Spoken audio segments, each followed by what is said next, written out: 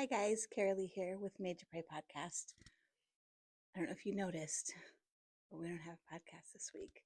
I think this might be the first time since we started that we have skipped a week. It was somewhat unplanned.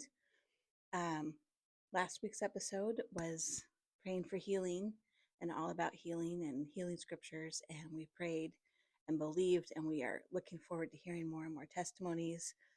I have a testimony, a miracle to share next week of how God answered prayer and healed cancer.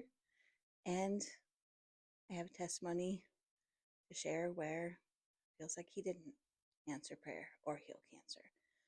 And so it's going to be real, it's going to be raw. It's going to be sharing victory and sharing when it feels like He didn't answer, or at least not the way we had hoped. Because this is real life, and we're real on this podcast, and we share truth and hope and light even when the world feels darker. So I am wrapping my mind around it this week and grieving, and I know it's going to take longer than a week, but I did want to come on and let you know why we skipped a week. Um, it'd be great if we were just having fun and took a vacation. That might come later, but so far we've been pretty steady at praying with you guys each week, and the absence this week is not an absence of prayer, but it's a little more private. So we'll be back next week. Um, I am,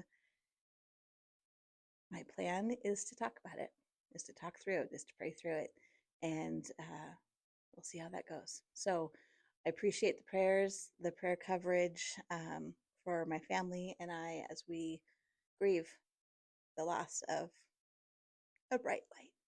So I'll be back. We'll be back. Know that we're praying for you. Listen, as hard as this is, one of the things I want to talk about is I still believe.